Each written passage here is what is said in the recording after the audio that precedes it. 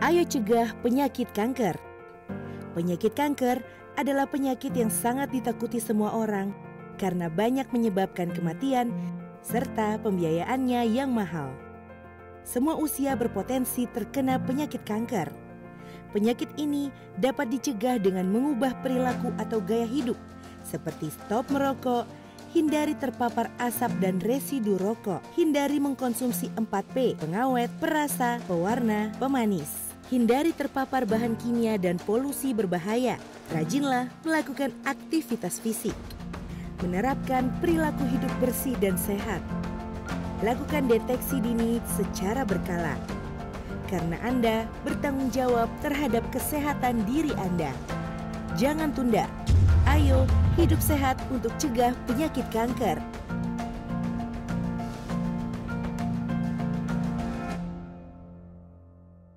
Masih ada yang khawatir divaksinasi. Iya Pak kata orang-orang kalau habis divaksinasi suka demam, kemerahan, bengkak di tangan nih. Tapi itu kan cuma sementara Pak, nanti juga hilang sendiri. Emangnya sampean udah divaksinasi? Nah, masih takut sama efek samping? Jangan khawatir, umumnya setelah vaksinasi akan timbul reaksi, itu merupakan hal yang wajar.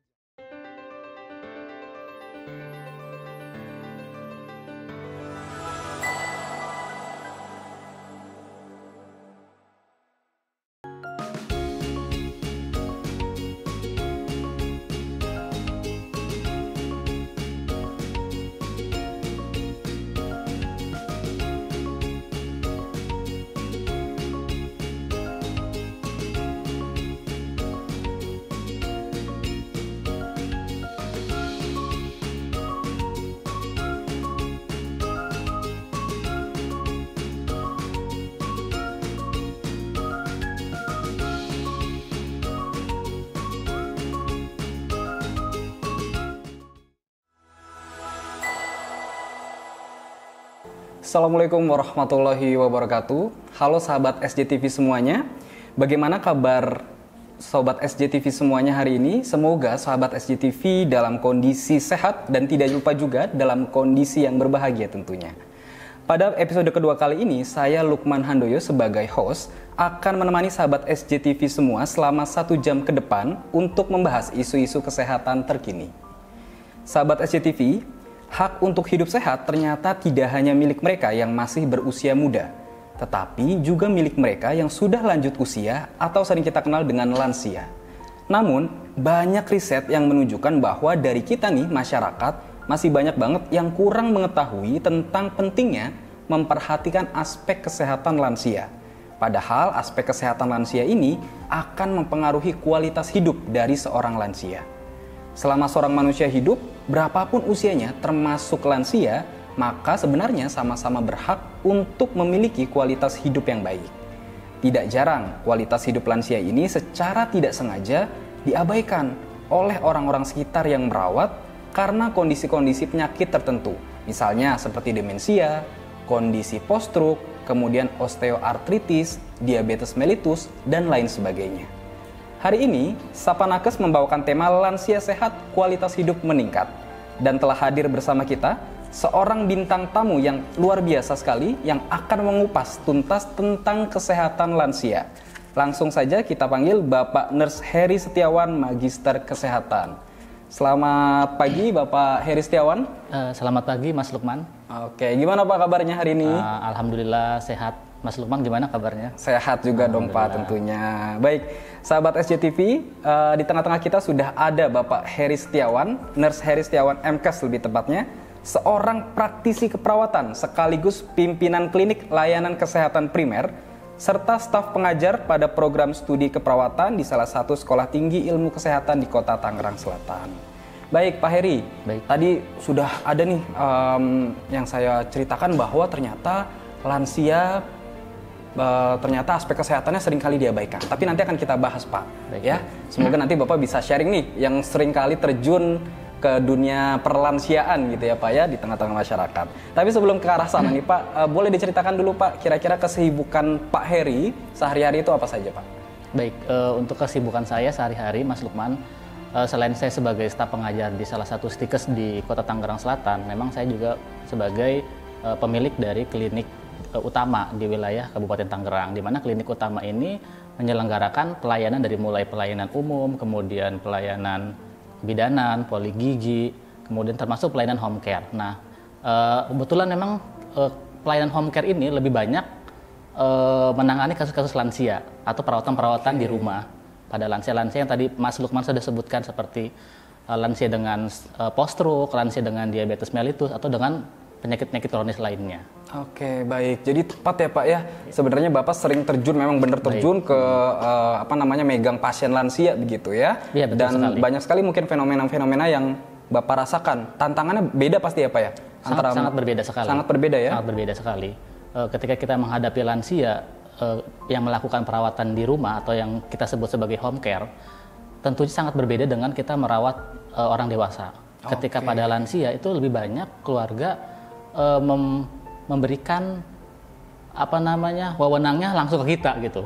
Artinya tindakan-tindakan yang kita lakukan itu memang berdasarkan dari permintaan keluarga, dari request keluarga. Beda dengan orang dewasa. Ketika orang dewasa mungkin kita bisa meminta bantuan oleh suaminya atau istrinya atau anaknya. Tapi ketika kita menghadapi pasien yang di rumah dirawat dengan lansia, itu mereka biasanya agak sedikit kurang respect gitu. Malah cenderung melimpahkan gitu tugas yang harusnya dikerjakan ke perawat yang mengerjakan. Baik, nanti akan kita bahas lebih lanjut tentang tantangan-tantangan yang mungkin seringkali Pak Heri hadapi ya ketika melakukan perawatan pada lansia, begitu ya Pak ya. Oh ya Pak, tadi katanya Bapak juga ngajar tapi juga memberikan pelayanan kepada lansia di home care atau mungkin pasien-pasien lainnya. Itu bagaimana caranya Bapak menyeimbangkan waktunya? Oh baik, jadi kalau untuk mengajar memang kebetulan saat ini kan masih suasana pandemi ya kan. Kita berarti proses belajar mengajarnya masih dalam keadaan online atau daring. Jadi dari pagi misalnya start jam 8 sampai jam 3 atau jam 4 itu mungkin alokasi waktu saya untuk mengajar. Tapi ketika sudah sore mungkin saya akan terjun ke lapangan, termasuk mendatangi pasien-pasien home care yang ada di wilayah klinik tersebut. Oke, baik. Jadi pagi memang udah prepare nih, tadi Bapak sibuk sekali prepare pokoknya buat ngajar. Sorenya berikan pelayanan, istilahnya mengaplikasikan ilmu mungkin gitu ya Pak ya? Iya, betul sekali. Karena kan memang kebetulan dosen itu kan memang harus aplikasikan tridharma ya Mas Lukman ya. Kemudian pengajaran, pengabdian dan penelitian. Ya mungkin ini salah satu dari pengabdian saya kepada masyarakat dalam melaksanakan tridharma perguruan tinggi. Baik, luar biasa sekali. Oke, sahabat SJTV, kita ingin tahu nih lebih lanjut terkait dengan bagaimana perawatan lansia dan apa kaitannya sebetulnya dengan perawatan-perawatan yang katanya tadi banyak tantangannya, perbedaannya segala macam, termasuk nanti kita akan bahas juga kondisi situasi lansia di Indonesia sebetulnya seperti apa.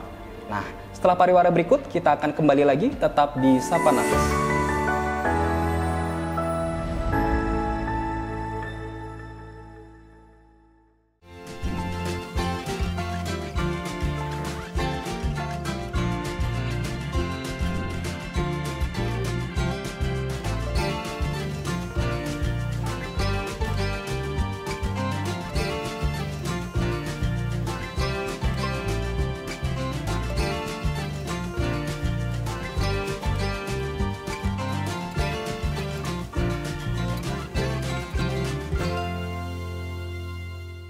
Ayo cegah penyakit kanker. Penyakit kanker adalah penyakit yang sangat ditakuti semua orang karena banyak menyebabkan kematian serta pembiayaannya yang mahal. Semua usia berpotensi terkena penyakit kanker. Penyakit ini dapat dicegah dengan mengubah perilaku atau gaya hidup seperti stop merokok, hindari terpapar asap dan residu rokok, hindari mengkonsumsi 4P, pengawet, perasa, pewarna, pemanis. Hindari terpapar bahan kimia dan polusi berbahaya. Rajinlah melakukan aktivitas fisik. Menerapkan perilaku hidup bersih dan sehat. Lakukan deteksi dini secara berkala. Karena Anda bertanggung jawab terhadap kesehatan diri Anda. Jangan tunda. Ayo hidup sehat untuk cegah penyakit kanker.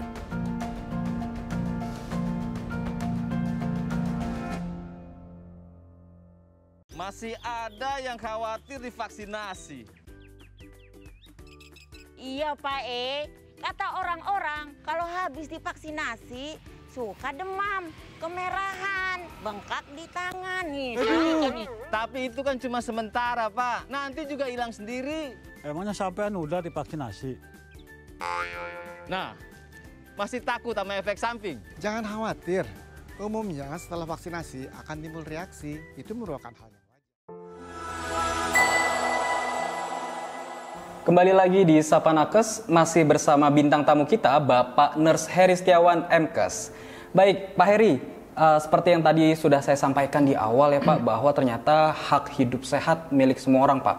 Dari mulai anak-anak, kemudian dewasa, hingga ke lansia. Tapi ternyata betul. Pak, kalau kemarin saya baca-baca gitu ya Pak ya, kesehatan lansia, kualitas hidupnya segala macam, itu ternyata masih sering di nomor 2 kan Pak, betul di Indonesia.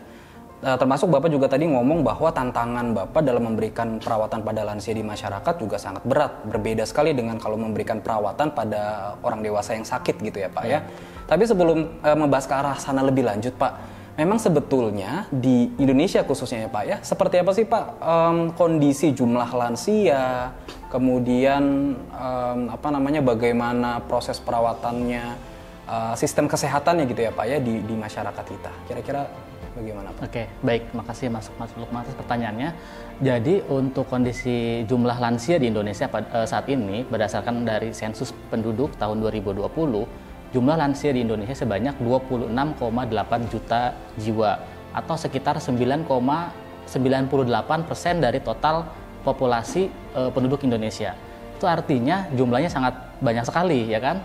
Kalau kita telisik lebih jauh di negara-negara di Asia, khususnya negara-negara maju, itu jumlah lansia itu di atas 10%. Jumlah lansia dikatakan tinggi itu di atas 10%. Nah, Indonesia sudah mendekati 10%, itu sekitar 9,98%. Nah, seperti di negara Eropa, Amerika, itu jumlah lansia lebih dari 10%. Nah, untuk di Jepang, itu jumlah lansia itu mencapai 30%. Ya. Dan diprediksi tahun 2035, jumlah lansia di Indonesia itu akan naik 2 kali lipat, sekitar 48,7 juta atau sekitar 15,56%. Artinya ini merupakan suatu tantangan bagi kita dalam menghadapi lonjakan jumlah lansia di Indonesia, seperti itu. Oke, baik. Karena kalau kemarin saya lihat, sekarang kita katanya lagi masuk ke bonus demografi Pak, banyak usia produktifnya. Tapi ternyata ada riset juga yang mengatakan bahwa semakin tahun ya, semakin ke depan jumlah lansianya yang justru akan meningkat ya Pak ya? Iya, betul sekali. Jumlah lansia akan makin meningkat setiap tahunnya di Indonesia. Meningkat. Itu sebetulnya seiring dengan meningkatnya usia harapan hidup Indonesia. Iya. Jadi yang usia produktif banyak, nanti sebenarnya mereka juga akan masuk ke tahap usia lanjut gitu ya Pak? Iya, betul sekali. Nah, sedangkan ini Mas Lukman, jumlah lansia itu meningkat karena program KB di Indonesia kan sudah mulai berjalan kan. Nah, itu artinya kita harus siap-siap juga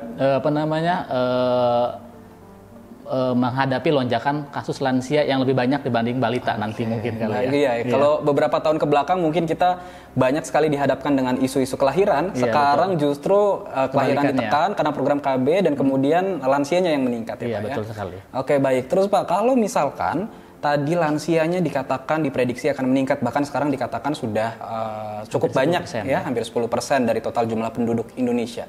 Kemudian konsekuensinya apa Pak terhadap pelayanan kesehatan? Dengan bertambahnya jumlah penduduk, khususnya jumlah lansia di Indonesia yang sudah mendekati 10%, tentunya ke depannya kita perlu mempersiapkan diri dalam menghadapi lonjakan jumlah lansia di Indonesia. Seperti pelayanan di rumah sakit, kemudian puskesmas, atau di tatanan pelayanan lainnya di Indonesia.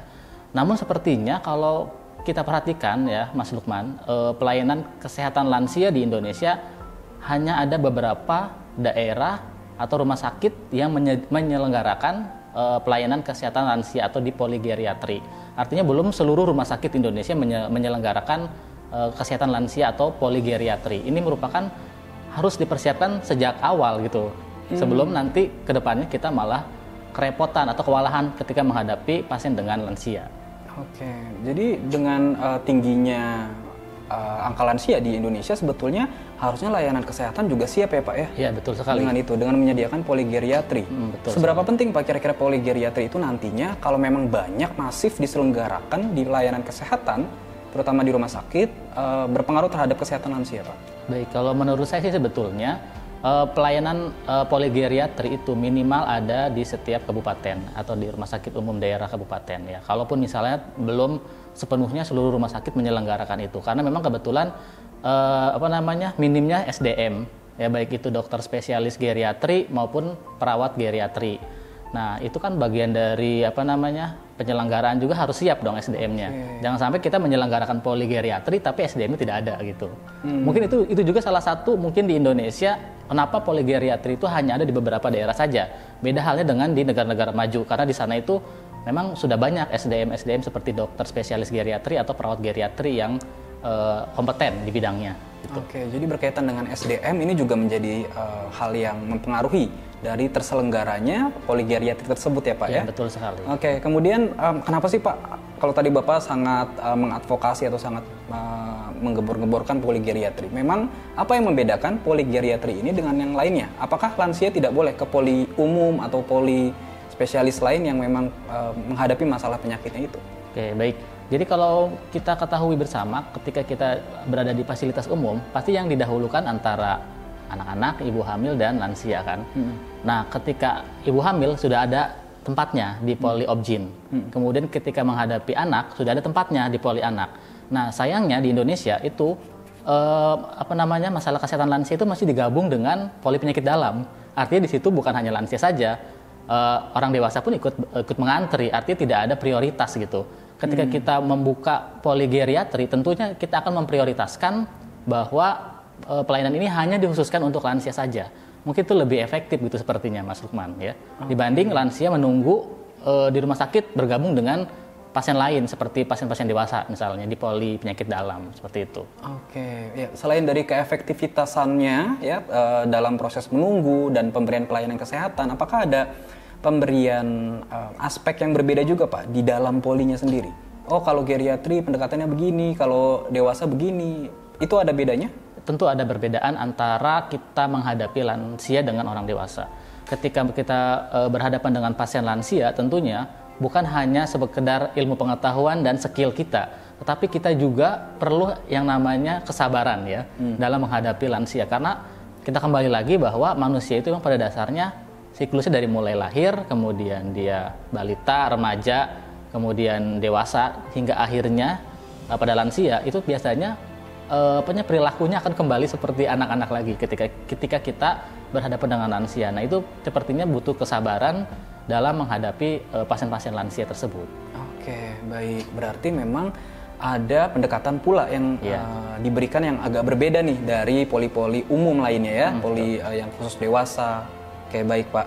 Boleh nggak sih Pak dikuatkan lagi sebetulnya, memang tadi Pak Heri sudah menjelaskan ya bahwa lansia ini penting karena lansia ini dia ada perubahan segala macam. Tapi sebetulnya apa sih Pak yang signifikan yang membuat kita kemudian, oh ya ini lansia, dia harus diperhatikan, dia setara dengan dewasa, kesehatannya menjadi prioritas pula. Apa yang membedakan yang utama antara lansia dengan kelompok yang lain?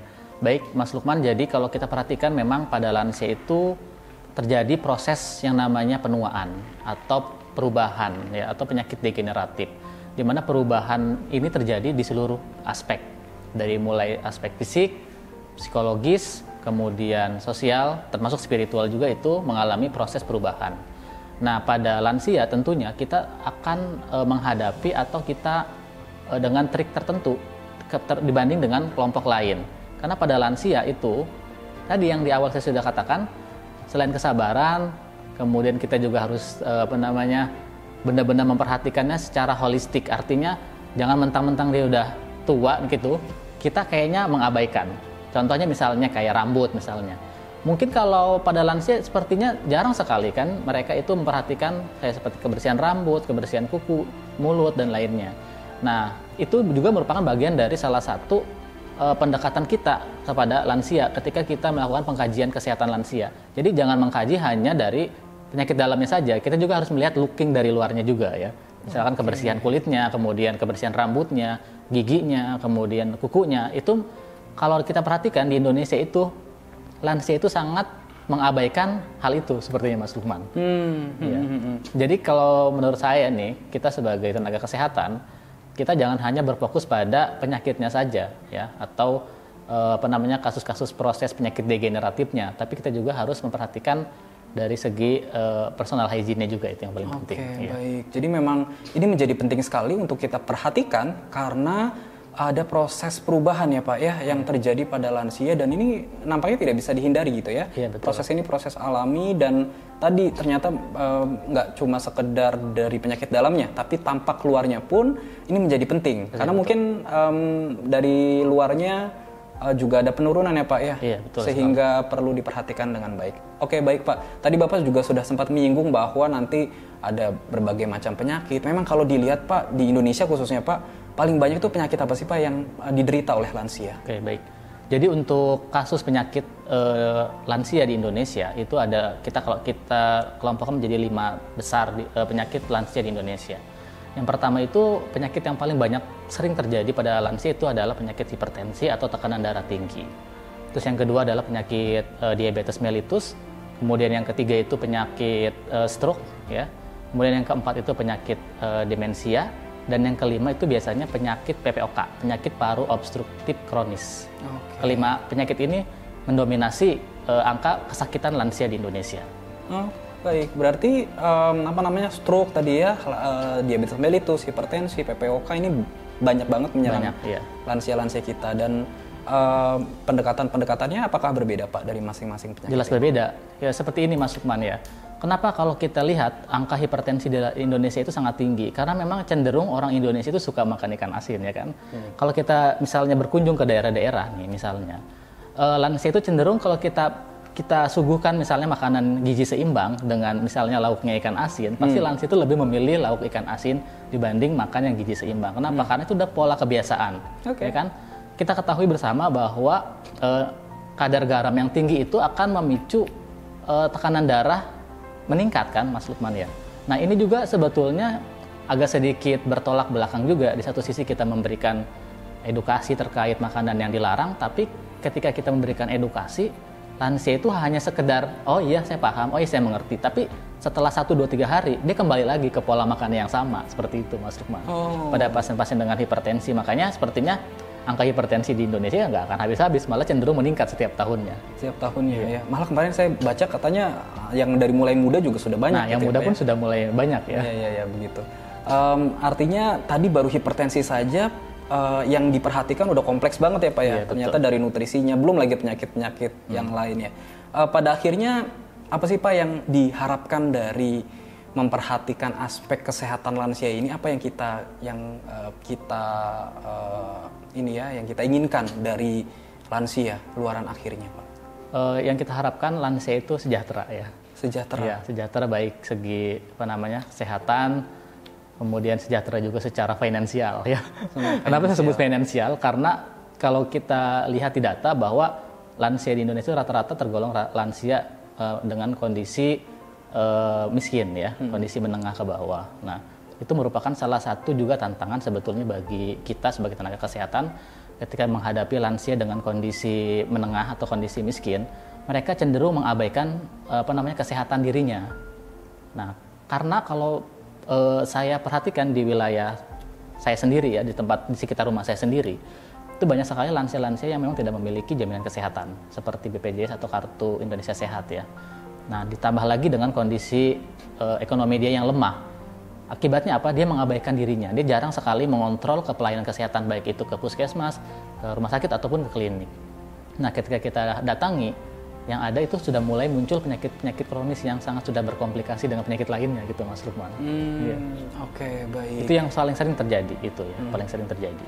Baik Pak, ternyata untuk menuju kesejahteraan lansia itu memang banyak sekali ya Pak ya, tantangan dan hambatannya. Ya, dari mulai tadi sistem layanan kesehatannya, kemudian juga ada pendekatan-pendekatan yang berbeda pula dari berbagai macam penyakit yang diderita begitu ya Pak ya. Oke Pak, kemudian kalau saya boleh tanya lebih lanjut Pak, sebelum kita break mungkin ya, terminologi atau istilah dari lansia sejahtera ini kira-kira sama atau tidak Pak dengan kalau tadi saya sebutkan, saya baca nih sempat sekilas ada kualitas hidup Pak. Oke, sebetulnya antara sejahtera dengan kualitas hidup itu istilahnya saling beririsan ya, artinya dia itu memiliki makna yang hampir sama, di mana kesejahteraan lansia itu adalah di mana lansia itu bisa mampu melakukan perawatan diri, bisa mampu melakukan pemenuhan kebutuhan dirinya pada kesejahteraan lansia, sedangkan pada kualitas hidup pun hampir sama ya. Lansia dapat memenuhi kebutuhan hidupnya, kemudian lansia juga bisa memenuhi atau bisa meningkatkan derajat kesehatannya. Namun tentunya perbedaan yang signifikannya pada kualitas hidup itu ada poin-poin yang harus terpenuhi. Pada quality of life atau kualitas hidup lansia itu ada 4 aspek yang harus terpenuhi, di mana lansia harus sehat secara fisik, kemudian lansia harus sehat secara psikis atau psikologis, yang ketiga lansia harus sehat secara sosial, dan yang terakhir lansia harus sehat secara spiritual. Oke, berarti cukup kompleks sekali ya Pak syarat-syarat untuk menuju pemenuhan kualitas hidup pada lansia itu. Iya betul. Jadi Mas Lukman, kalau misalnya kita berbicara kualitas hidup lansia atau quality of life ya, tadi kan ada 4 aspek. Misalnya dia sehat secara fisik, tapi dia tidak sehat secara mental, itu juga belum termasuk ke dalam quality of life. Jadi artinya quality of life ini harus memenuhi 4 aspek itu. Ya, indikatornya harus lengkap gitu ya Pak lengkap. ya. Oke, baik. Terima kasih Pak Heri. Banyak sekali yang sudah kita diskusikan ya. Nanti mungkin kita akan lebih lanjut berbincang dan mendalami berkaitan dengan kualitas hidup pada usia lanjut ya atau pada lansia ini. Tetap di Sapa Nakes bersama Pak Heri Setiawan.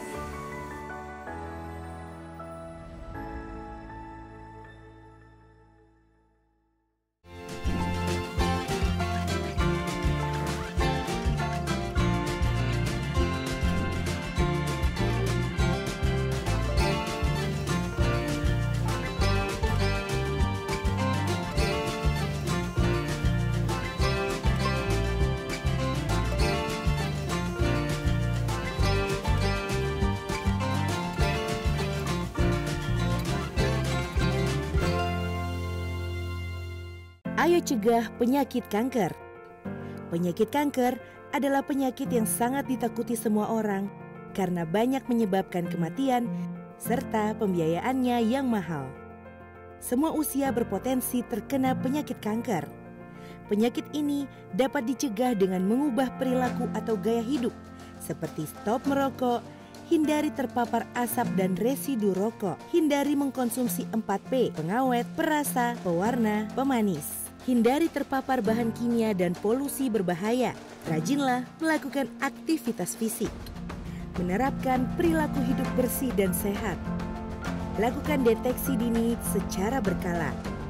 Karena Anda bertanggung jawab terhadap kesehatan diri Anda. Jangan tunda. Ayo hidup sehat untuk cegah penyakit kanker.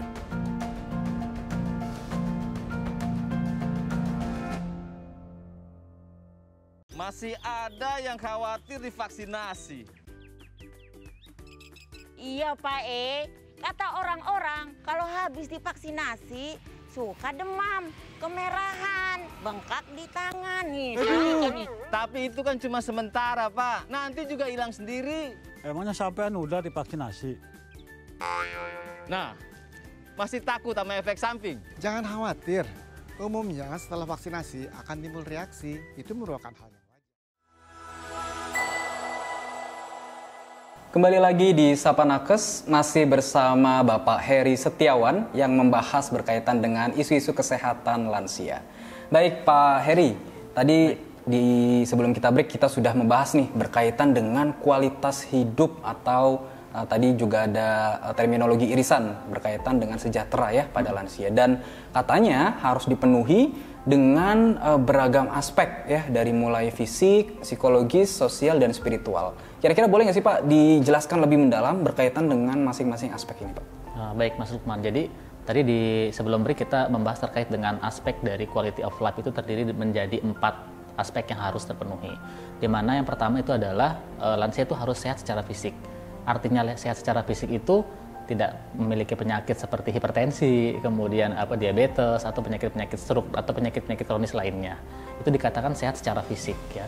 Kemudian yang kedua adalah lansia dikatakan sehat secara psikis atau sehat secara mental. Itu adalah lansia-lansia yang tidak mengalami demensia, tidak mengalami Alzheimer, tidak mengalami depresi ataupun penyakit-penyakit yang berhubungan dengan psikologis itu sendiri. Kemudian yang ketiga adalah lansia itu harus sehat secara sosial. Nah, jadi kesehatan secara sosial itu lansia mampu beradaptasi atau berinteraksi dengan lingkungan, baik itu lingkungan di rumahnya maupun lingkungan di sekitar rumahnya ya. Itu yang ketiga. Tapi kebanyakan yang kita perhatikan saat ini memang lansia cenderung menutup diri ya. Ketika sudah lansia dia mengalami yang namanya tidak percaya diri. Akibatnya apa? Dia cenderung lebih banyak di rumah. Karena apa? Karena proses penuaan yang merasa dia tuh memalukan mungkin ya. Ada sebagian, mungkin nggak semua lansia ya. Jadi cenderung dia menutup diri. Akibatnya kesehatan sosial ini tidak terpenuhi pada lansia tersebut. Dan yang terakhir adalah dari quality of life itu, aspek yang terakhir yang kita nilai itu adalah kesehatan secara spiritual. Nah, kesehatan secara spiritual pada lansia tentunya kita akan menilai cara dia beribadah, cara dia mendekatkan diri kepada Tuhan ya. Karena memang kalau kita perhatikan juga lansia di Indonesia sepertinya ketika dia sudah mengalami atau sudah memasuki usia lansia itu lebih banyak cenderung mendekatkan diri kepada Tuhan ya, lebih rajin beribadah. Kalau orang Muslim mungkin lebih banyak sholat, kemudian mengikuti kegiatan keagamaan seperti pengajian ya. Itu mungkin keempat aspek itu. Jadi artinya keempat aspek ini memang harus terpenuhi ya. Tapi sepertinya untuk di Indonesia sendiri keempat aspek ini sepertinya sangat sulit, terutama aspek fisik ya. Karena kalau kita lihat lansia di Indonesia itu banyak sekali masalah-masalah kesehatan yang terjadi atau penyakit-penyakit degeneratif. Oke, baik. Menarik sekali Pak Heri. Tadi dikatakan bahwa sebetulnya lansia perlu terbebas dari penderitaan fisik, kemudian ada juga penderitaan psikologis ya. Kalau spiritual mungkin lansia kita cenderung lebih banyak yang sifatnya religius gitu ya Pak ya. Tetapi apakah ini menandakan bahwa lansia dengan hipertensi, lansia yang sudah terlanjur stroke, lansia yang sudah terlanjur diabetes gitu ya, apakah mereka ini artinya mereka tidak memiliki hak untuk memiliki kualitas hidup yang baik karena tidak terpenuhinya tadi, atau justru walaupun sakit harus dikontrol, atau bagaimana Pak? Oke, baik. Jadi sepertinya kualitas hidup itu memang tadi di awal sudah saya sebutkan bahwa harus sehat secara fisik, harus terhindar dari penyakit-penyakit kronis seperti hipertensi, DM, dan penyakit lainnya. Namun sebetulnya quality of life juga itu bisa ditopang atau didukung dengan kesadaran si lansia tersebut. Contoh misalnya lansia A misalnya dia memiliki hipertensi misalnya. Nah, semua aspek sudah bagus, tapi dia hanya ada satu penyakit hipertensi, tapi dia peduli care dengan dirinya. Kemudian dia sering mendatangi pelayanan kesehatan untuk mengontrol dirinya, kemudian dia menjaga pola makannya, kemudian dia menjaga stresnya, yang menyebabkan tekanan darahnya terkendali. Itu merupakan bagian dari usaha lansia untuk memenuhi kesehatan secara fisik. Oh, oke. Jadi walaupun sudah terlanjur nih sakit dengan darah tinggi, ada lansia darah tinggi, lansia post stroke, tapi ketika dia memiliki perilaku ya katakanlah seperti itu yang dia merawat diri, peduli ya, rutin kontrol dan sebagainya, itu upaya untuk memenuhi kualitas hidup itu sendiri ya Pak sekali, ya. Mas Lukman. Oke. Berbeda halnya dengan lansia yang abai atau yang acuh. Misalnya dia memiliki hipertensi atau penyakit diabetes ya. Kemudian dia merasa udahlah nggak usah, gua udah tua ini misalnya nih. Dan itu merupakan bagian dari pengabaian si lansia itu sendiri bagi dirinya sendiri. Nah, ketika dia mengabaikan dirinya sendiri, tentunya penyakit-penyakit kronis itu tidak bisa terkendali. Yang ada malah muncul penyakit komplikasi baru, mungkin seperti stroke, atau pada DM itu bisa menyebabkan retinopati atau kebutaan pada lansia. Itu banyak sekali terjadi saat ini di Indonesia. Nah, itu merupakan bagian dari ketidakpedulian lansia pada dirinya sendiri yang menyebabkan kualitas hidup lansia itu tidak terpenuhi quality of life-nya, seperti itu Mas Lukman. Oke, nyambung dari sana Pak. Artinya apakah kualitas hidup ini merupakan tanggung jawabnya si lansia itu sendiri, atau sebetulnya dapat dipengaruhi pula oleh orang-orang di sekitarnya, keluarganya? Karena kalau misalkan lansia kontrol sendiri ke rumah sakit atau ke puskesmas kan mungkin agak kesulitan gitu ya. Ada nggak Pak pengaruhnya? Nah, sebetulnya untuk kualitas hidup pada lansia dengan penyakit kronis sepertinya itu bukan hanya dari faktor internal diri dia sendiri aja. Kita butuh juga faktor eksternal ya. Artinya faktor eksternal itu ya bisa lingkungan bisa biasanya yang terdekat sih keluarga dulu ya, entah itu suami atau istri atau anak ya. Kemudian lingkungan sekitar mungkin dari tetangga rumah atau kerabat dekat ya kan. Kemudian faktor eksternal lainnya adalah fasilitas kesehatan yang menunjang ya kan. Kalau kita lihat di Indonesia ini kan terdiri dari 17.000 pulau ya, 17.000 sekian pulau. Di Indonesia itu banyak sekali lansia-lansia di daerah terpencil itu tidak bisa datang ke fasilitas kesehatan karena akses yang sulit. ya kan? Oke. Artinya itu faktor eksternalnya tidak mendukung gitu, ya kan? Dia dari diri dia sendiri peduli dengan diri sendiri, tapi ketika dia mau menuju ke fasilitas kesehatan, sepertinya itu mengalami kendala akibat dari medan jalan yang sulit atau mungkin butuh menyeberang lautan dulu baru sampai ke fasilitas kesehatan. Itu banyak sekali kita temukan. Banyak sekali kita temukan dan itu sepertinya harus kita konsentrasikan masalah itu. Artinya pelayanan kesehatan pada daerah terpencil juga harus kita kita maksimalkan agar si lansia bisa menuju kualitas hidup yang lebih baik seperti itu. Waduh, berarti ini juga termasuk PR untuk pemangku kebijakan gitu ya Pak ya, betul, untuk bagaimana menyediakan atau memfasilitasi layanan kesehatan yang terjangkau untuk lansia-lansia yang ada di pedesaan, mungkin seperti itu ya Pak Iya, ya. betul sekali. Baik, berarti dua aspek utama yang mungkin saya tangkap tadi, faktor eksternal yang cukup mempengaruhi kualitas hidup adalah pelayanan kesehatan dan juga mungkin orang-orang sekitar keluarganya itu sendiri. Mungkin kita bahas satu-satu Pak. Kalau misalkan nih, taruhlah Indonesia sudah memiliki layanan kesehatan yang memadai, gitu ya Pak ya. Lantas tenaga kesehatan di dalamnya itu memiliki peran yang seperti apa Pak dalam memberikan layanan kepada lansia? Baik, nah untuk tenaga kesehatan dalam memberikan pelayanan kesehatan pada lansia itu sebetulnya harus kita sesuaikan dengan kondisi pasien. Artinya tadi di awal sudah kita bahas bahwa ketika kita melakukan pendekatan dengan lansia, dengan orang dewasa atau dengan anak-anak itu tentunya berbeda, ya kan? Pada lansia itu biasanya kita harus benar-benar sabar sekali ya. Sabarnya pakai sekali ya, sabar sekali. Karena memang ketika kita memberikan penjelasan aja biasanya lansia itu banyak yang tidak mengerti dan tidak memahami apa yang kita jelaskan. Artinya kita harus benar-benar memberikan penguatan ketika kita memberikan edukasi atau penjelasan terkait dengan penyakitnya. Itu yang pertama. Kemudian yang kedua adalah tenaga kesehatan yang menghadapi lansia itu tentunya tidak hanya melihat dari sisi lansianya saja. Kita lihat juga dari sisi lingkungannya, ya kan? Karena banyak sekali kan di Indonesia nih khususnya lansia-lansia yang mengalami demensia, Mas Lukman, ya kan? Demensia itu pikun ya, atau sering lupa ya. Nah, kenapa dia bisa demensia? Jadi kita tidak hanya mengkaji pada si lansianya saja, kita juga harus mengkaji dari faktor eksternalnya, entah itu keluarga atau lingkungan di sekitarnya, Mas Lukman. Jadi tentunya berbeda pendekatannya. Pendekatannya berbeda dan tenaga kesehatan perlu terampil untuk memberikan pelayanan kepada lansia ini ya Pak ya tentunya. Oke, baik Pak. Berkaitan dengan layanan, mungkin kalau kita sering baca gitu ya Pak ya, lansia itu identik juga dengan penempatannya di panti werda atau di panti jompo Pak. Dan saya juga sering dengar nih kabar dari teman-teman sejawat gitu ya, tenaga kesehatan yang mengungkapkan bahwa di panti jompo atau di panti werda ini banyak banget nih lansia-lansia yang katakanlah kurang sejahtera atau kualitas hidupnya nggak bagus. Nah, kalau menurut pandangan Bapak seperti apa Pak? Oke, baik. Jadi kalau misalnya orientasi lansia yang tinggal di perkotaan, memang cenderung lebih memilih panti werda untuk dia tempati atau ditinggali. Namun kalau misalnya kita datang ke suatu daerah misalnya, bukan di perkotaan, itu biasanya lansia tidak akan mau untuk tinggal di panti werda atau panti sosial tersebut. Karena lansia-lansia yang di daerah itu lebih suka tinggal di rumah dibanding tinggal di panti. Berbeda dengan di kota. Kalau di kota kan memang karena kesibukan anaknya mungkin bekerja, kemudian akhirnya si lansia itu takut terabaikan, alangkah baiknya kita titipkan ke panti, ya kan? Tapi kalau di desa itu tidak seperti itu. Artinya memang layanan panti itu tidak kita samaratakan antara lansia yang di desa dan yang di kota. Mungkin kalau kita buat panti di pedesaan, mungkin tidak akan terisi panti tersebut itu Mas Lukman ya. Iya. Karena memang banyak yang sukanya di rumah. Di rumah ya. Ya, lansia-lansia di pedesaan lebih suka tinggal di rumah dibanding di perkotaan. Dia lebih cenderung lebih nyaman gitu di panti, karena mungkin di panti banyak temannya, kemudian dia juga bisa berinteraksi dengan orang-orang yang mengalami nasib yang sama mungkin ya, terabaikan atau diterlantarkan oleh keluarganya. Betul. Oke, baik. Berkaitan dengan isu-isu yang mengatakan bahwa di panti jompo atau di panti werda ternyata kesejahteraan lansia agak diabaikan nih. Nah, itu benar atau nggak sih Pak kira-kira?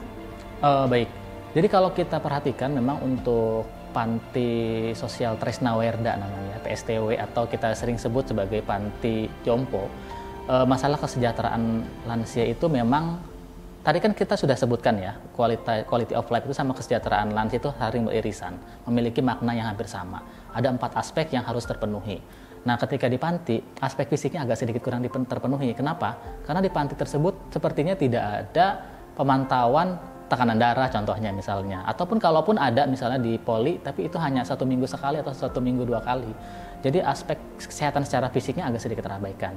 Nah, di panti itu tuh lebih cenderung kegiatan sosial, seperti misalnya bermain atau misalnya makan saja, tapi tidak terlalu memperhatikan aspek kesehatan secara fisiknya. Kurang memperhatikan aspek kesehatan secara fisik. Itu mungkin Mas Lukman. Atau mungkin kalau di panti-panti yang memang cenderung dikelola oleh swasta, biasanya memang mereka menyediakan layanan kesehatan khusus geriatri. Tapi untuk panti-panti yang layanan kesehatannya tidak terlalu dikelola oleh swasta, biasanya memang ya hanya sekedar tempat berkumpulnya si lansia itu saja, dari mulai tidur sampai dia makan, sampai beraktivitas, sampai tidur lagi di malam hari. Jadi mungkin ada aspek-aspek fisik yang agak terabaikan, ya, pemenuhan kesehatan fisiknya terabaikan. Kira-kira apa sih Pak faktor yang berkontribusi terhadap hal tersebut Pak? Sehingga dikatakan, memang tidak semua kali ya Pak ya, tapi ada beberapa yang seperti itu. Kira-kira apa Pak yang menyebabkan lansia di panti itu kesehatan fisiknya terabaikan? Oke, baik. Yang pertama, kalau kita lihat untuk di panti sendiri itu petugasnya memang bukan dari kesehatan, bukan dari perawat yang merawat, tetapi mereka-mereka yang lulusan SMA yang dilatih untuk merawat lansia. Artinya skill keperawatannya atau skill nursingnya kurang ditonjolkan gitu kan ya. Karena kalau kita belajar sebagai seorang perawat itu memang kita harus memenuhi yang namanya aspek biopsikososio spiritual, bahkan kultural juga termasuk ke dalamnya kan. Pada petugas yang ada di panti saat ini khususnya di Indonesia itu kebanyakan bukan perawat yang merawatnya. Ya, jadi mereka itu hanya cenderung memenuhi kebutuhan-kebutuhan yang sifatnya wajib aja, seperti makan, mandi, kemudian mungkin keramas atau gunting kuku, atau mungkin yang bermain dengan atau berinteraksi dengan anggota panti lainnya atau dengan penghuni panti lainnya. Tapi dari segi secara kesehatan fisiknya mereka tidak memahami ya tentang kesehatan yang hakiki khususnya pada lansia. Termasukkah kesehatan psikologis juga Pak? Ya betul, termasuk ke dalam kesehatan psikologis juga. Ya itu mungkin kalau kita datangi di panti-panti yang ada di Indonesia memang seperti itu yang kita hadapi. Beda halnya kalau kita bandingkan dengan negara-negara maju, di mana di negara maju itu pantinya sudah berbasis nursing center. Artinya panti tersebut bukan hanya melayani sosial saja, tapi melayani kesehatan secara utuh atau secara holistik. Pelayanannya memang komprehensif di negara-negara maju khususnya ya. Oke, baik. Artinya memang di sini ada isu berkaitan dengan kualifikasi sumber daya ya Pak ya, betul. Sumber daya manusianya. Termasuk SDM juga ya. Ya, yang memberikan perawatan atau layanan bagi lansia itu sendiri. Oke, terkait dengan SDM, sepertinya memang kita perlu yang namanya adanya regulasi atau kebijakan khusus itu untuk menyetarakan perawat yang bekerja di panti dengan perawat yang di rumah sakit. Ketika seseorang itu lulus dari studi keperawatan, mereka cenderung memilih rumah sakit kan, karena orientasinya rumah sakit itu memiliki kesejahteraan yang tinggi, ya kan. Sedangkan di panti itu mungkin, mohon maaf ya, kesejahteraannya mungkin bagi mereka yang baru lulus dari keperawatan itu cenderung tidak bisa memenuhi kebutuhan hidupnya. Akibatnya apa? Banyak sekali tenaga kesehatan khususnya perawat tidak melirik panti untuk menjadikan panti sebagai tempat dia bekerja. Itu maksudnya. Oke, baik. Artinya ke arah jenjang karirnya pun juga perlu diperhatikan sekali ya. Karena dampaknya tadi ke kualitas layanan yang diberikan pada lansia ya Pak ya. Baik, itu kalau di panti ya Pak ya. Tapi juga banyak kan masih lansia yang dia tinggal di keluarganya, di rumahnya gitu ya Pak ya. Mungkin dengan penyakit bawaannya masing-masing. Kira-kira ada nggak sih Pak perawatan atau tips-tips perawatan yang kiranya perlu diperhatikan oleh anggota keluarga ya Pak ya yang memiliki lansia di rumahnya? Oke, baik. Jadi kalau tadi kita berbicara lansia berada di panti, sekarang kita berbicara lansia yang berada di rumah. Tentunya kalau kita berbicara lansia yang ada di rumah, ada 3 hal yang harus kita bahas di sini. Yang pertama adalah layanan kesehatan di puskesmas. Yang kedua layanan kesehatan di desa atau di kelurahan. Kalau di puskesmas itu kan ada yang kita sebut sebagai puskesmas santun lansia, ya kan. Di mana puskesmas santun lansia ini kita menyelenggarakan pelayanan kesehatan khusus untuk lansia, tapi sifatnya hanya di puskesmas, ya kan. Yang kedua adalah pelayanan kesehatan yang ada di pedesaan seperti posbindu ya contohnya. Dan yang ketiga adalah pelayanan kesehatan, bukan pelayanan termasuk itu ya, kesehatan yang dikelola oleh keluarga itu sendiri. Jadi si lansia berada di keluarga, nah si keluarganya lah yang merawat si lansia tersebut. Nah lagi-lagi Mas Lukman ya, kalau kita perhatikan memang sepertinya pemanfaatan puskesmas santun lansia itu belum optimal ya di Indonesia. Pemerintah sudah berupaya keras untuk meningkatkan derajat kesehatan lansia melalui program seperti puskesmas santun lansia, tapi sepertinya kalau kita berbicara lansia itu kurang antusias gitu untuk mengunjungi puskesmas santun lansia di puskesmas tersebut ya. Terutama lagi-lagi lansia-lansia yang berada di pedesaan, karena memang sekitar mayoritas penduduk kita itu kan berada di pedesaan kan.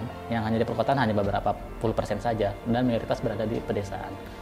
Jadi tadi kurang antusias datang atau mengunjungi puskesmas santun lansia. Terus yang kedua, lansia juga sebetulnya di Indonesia, khususnya di daerah-daerah itu biasanya mereka tidak begitu memahami, atau mungkin karena tidak tahu, ketidaktahuan atau kurangnya pengetahuan tentang manfaat dari posbindu, ya kan? Padahal di posbindu itu kan area yang sangat dekat dengan rumahnya. Artinya dia untuk menuju posbindu tidak perlu menggunakan kendaraan bermotor atau menggunakan kendaraan lain. Cukup jalan kaki saja sudah sampai, karena posbindu itu kan dilaksanakan di setiap RT ya, setiap RT atau RW di wilayahnya. Nah lagi-lagi lansia itu jarang sekali memanfaatkan posbindu itu ya. Nah kemarin ada hasil riset dari mahasiswa di Stikes di wilayah Tangerang mengatakan bahwa 70% lansia di daerah yang diteliti itu tidak mengetahui manfaat dari posbindu. Ya. Padahal itu masih wilayah kota ya? Iya. Bahkan di kota pun seperti itu. Iya, betul sekali. Nah yang terakhir itu adalah perawatan dari keluarga. Artinya perawatan keluarga ini kita libatkan. Artinya kalau memang lansia tidak mau datang ke puskesmas, tidak mau datang ke posbindu, alangkah baiknya kita sebagai tenaga kesehatan memberikan edukasi kepada keluarga dalam melakukan perawatan lebih lanjut pada lansia yang memiliki penyakit kronis. Bagaimana Pak? Bisa diberikan contoh sedikit Pak, perawatannya seperti apa yang kiranya perlu diperhatikan oleh keluarga? Kita ambil salah satu contoh penyakit kronis pada lansia yang paling sering terjadi, yaitu adalah penyakit stroke misalnya ya, post-stroke ya. Pada lansia yang stroke itu sepertinya kita harus memberikan edukasi atau kita memberikan pendidikan kesehatan kepada keluarga cara merawat lansia dengan stroke. Seperti misalnya kita mengajarkan cara memandikan lansia dengan stroke, kemudian kita juga mengajarkan dengan gerakan-gerakan atau yang kita istilahkan sebagai range of motion atau gerakan-gerakan persendian, itu kita ajarkan juga kepada keluarga.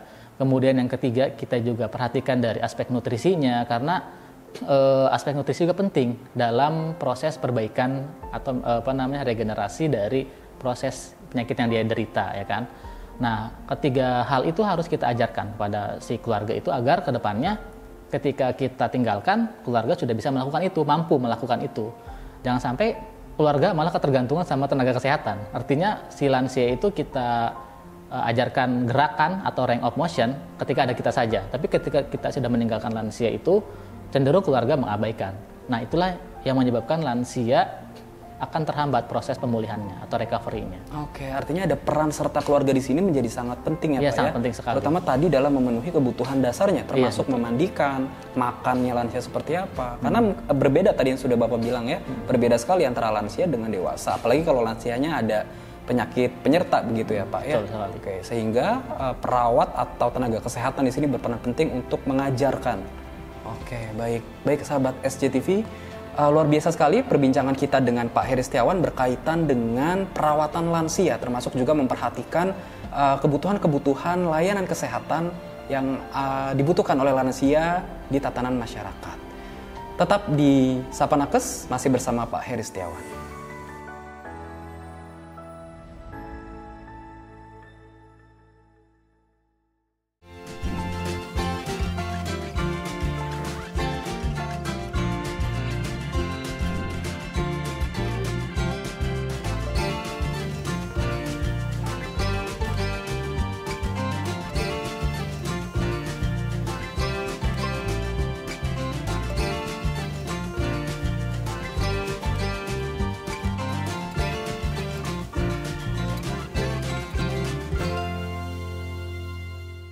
Ayo cegah penyakit kanker. Penyakit kanker adalah penyakit yang sangat ditakuti semua orang karena banyak menyebabkan kematian serta pembiayaannya yang mahal. Semua usia berpotensi terkena penyakit kanker. Penyakit ini dapat dicegah dengan mengubah perilaku atau gaya hidup seperti stop merokok, hindari terpapar asap dan residu rokok, hindari mengkonsumsi 4P, pengawet, perasa, pewarna, pemanis. Hindari terpapar bahan kimia dan polusi berbahaya. Rajinlah melakukan aktivitas fisik. Menerapkan perilaku hidup bersih dan sehat. Lakukan deteksi dini secara berkala. Karena Anda bertanggung jawab terhadap kesehatan diri Anda. Jangan tunda. Ayo hidup sehat untuk cegah penyakit kanker.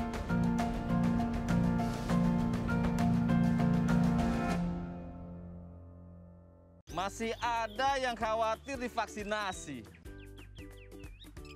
Iya Pak kata orang-orang kalau habis divaksinasi suka demam, kemerahan, bengkak di tangan nih. Tapi itu kan cuma sementara, Pak. Nanti juga hilang sendiri. Emangnya sampean udah divaksinasi? Nah, masih takut sama efek samping? Jangan khawatir, umumnya setelah vaksinasi akan timbul reaksi, itu merupakan hal yang wajar. Kembali lagi di Sapa Nakes, masih bersama narasumber kita yang luar biasa pada hari ini, Bapak Heri Setiawan, yang dari awal kita sudah banyak banget nih membahas tentang isu-isu kesehatan lansia, khususnya di Indonesia. Baik, Pak Heri, kalau tadi kita sudah banyak sekali berbincang tentang situasi dan kondisi lansia di Indonesia, sistem layanan kesehatannya, kualitas hidupnya, hingga bagaimana perawatan yang harus dilakukan oleh anggota keluarga yang memiliki lansia di rumah. Mungkin bisa nggak Pak dikuatkan lagi Pak, kira-kira apa sih Pak pesan-pesan yang perlu diingat oleh keluarga-keluarga yang memiliki lansia, apalagi di era pandemi seperti saat ini Pak, apa yang perlu diperhatikan oleh mereka-mereka yang punya lansia di rumah Pak? Baik, jadi tips saya untuk para keluarga yang memiliki lansia, yang pertama itu kita harus memang peduli atau care sama lansia, itu yang pertama. Terus yang kedua, pada lansia itu juga memang banyak sekali terjadi perubahan yang terjadi pada si lansia tersebut. Tentunya kita harus memahami terkait dengan perubahan yang terjadi pada lansia tersebut. Jangan sampai kita melihat perubahan itu merupakan bagian dari gangguan kita gitu. Padahal itu perubahan lansia itu merupakan proses alamiah. Artinya memang kita sebagai keluarga harus memahami proses perubahan atau penuaan yang terjadi pada lansia. Terus yang ketiga adalah tolong pada keluarga untuk jangan sampai ada penelantaran lansia ya, Mas Lukman. Penelantaran ya, penelantaran lansia, karena lansia itu juga manusia ya kan, perlu kita perhatikan, perlu kita kita jaga kesehatannya, kemudian kita lakukan perawatan lebih lanjut khususnya untuk kesejahteraan lansia. Mungkin itu aja Mas Lukman. Oke, terima kasih Pak Heri Setiawan atas penguatannya bagi teman-teman atau keluarga yang memiliki lansia di rumah. Baik sahabat SJTV, hari ini kita banyak sekali membahas berkaitan dengan hal-hal kesehatan lansia, khususnya bagi lansia yang ada di rumah, yang perlu diperhatikan kualitas hidupnya oleh anggota keluarga. Tadi juga sudah dibahas berkaitan dengan idealnya seperti apa sih sistem layanan kesehatan yang mengakomodir kebutuhan-kebutuhan lansia, sehingga pada akhirnya kualitas hidup dan kesejahteraan lansia dapat mencapai kondisi yang optimal. Ini menjadi PR bersama bagi masyarakat, pemangku kebijakan, dan juga tenaga kesehatan untuk sama-sama meningkatkan kapasitas diri sehingga kita siap nih untuk bersama-sama menghadapi lonjakan jumlah lansia di Indonesia. Baik sahabat SJTV, terima kasih atas perhatiannya pada episode kali ini. Saya Lukman Handoyo pamit undur diri. Sampai jumpa di episode berikutnya. Salam sehat. Wassalamualaikum warahmatullahi wabarakatuh.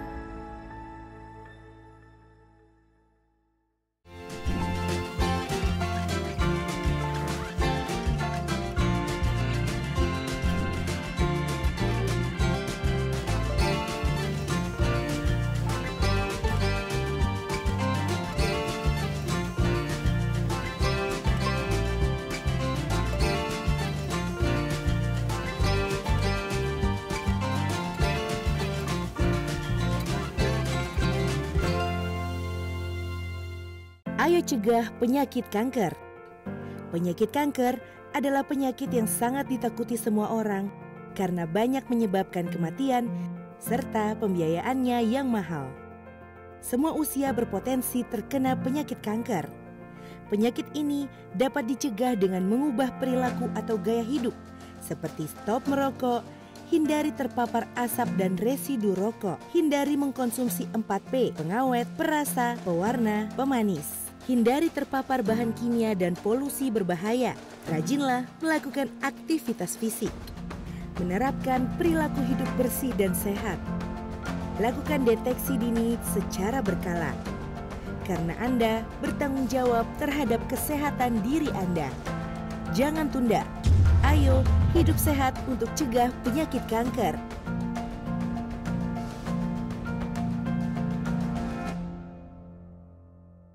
Masih ada yang khawatir divaksinasi. Iya Pak kata orang-orang kalau habis divaksinasi suka demam, kemerahan, bengkak di tangan nih.